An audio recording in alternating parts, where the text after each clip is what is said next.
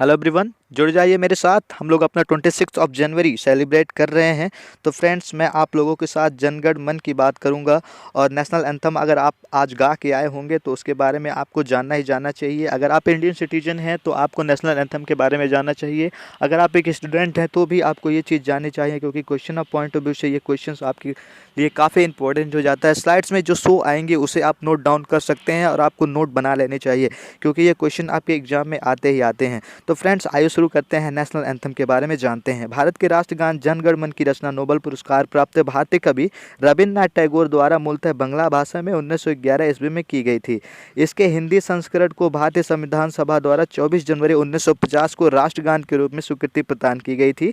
और जन गण मन को पहली बार 27 दिसंबर 1911 को भारतीय राष्ट्र कांग्रेस के कलकत्ता अधिवेशन में गाया गया था। इस गीत का प्रकाशन भारत विधाता शीर्षक से सर्वप्रथम तद्बोधिनी नामक पत्रिका में जनवरी 1912 में किया गया था। और जन गण मन का वर्ष 1919 में मॉर्निंग सॉन्ग ऑफ इंडिया शीर्षक से अंग्रेजी में अनुवाद किया गया था। राष्ट्रगान को सिर्फ उन्हीं राज्यों का वर्णन मिलता है जो उस समय ब्रिटिश शासन के अधीन थे, जैसे पंजाब, सिंध, गुजरात, मराठा आदि। लेकिन पुर्तगाल के अधीन तत्कालीन भारतीय राज्यों में जो राज्य उनका उल्लेख इनमें नहीं किया गया है। रविन्द्रनाथ टैगोर का 1911 में एक कविता से पहले पद में राष्ट्रगान के रूप में अपनाया गया था। जन गण मन का मूलतः बंगाली भाषा में लिखी गई है, जिसमें संस्कृत शब्दों की सबसे ज़्यादा अधिकता है।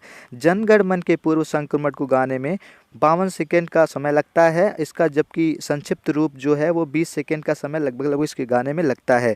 जन गण मन के नियमों का पालन नहीं करने तथा राष्ट्रगान का अपमान करने पर अगर किसी भी तरीके की अपमान करते हैं राष्ट्रगान की, तो prevention of insults of nation honour act 1971, इसे एक बार रिपीट कर दो, prevention of insults of nation honour act 1971 के तहत कार्रवाई की जाती है।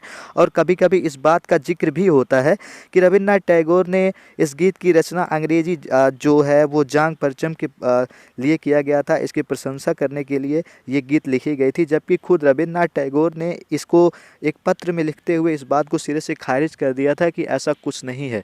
तो फ्रेंड्स, व्हाट्सएप पे या किसी भी तरीके के और फेक न्यूज़ से आप लोग को ये चीज़ जानकारी मिलती होगी कि ये जो है अंग्रेज़ों के लिए लिखा गया था, तो ऐसा कुछ नहीं है, क्योंकि रविन्द्रनाथ टैगोर ने खुद एक बार पत्र में 1939 में इसे लिख के खारिज कर दिया गया था।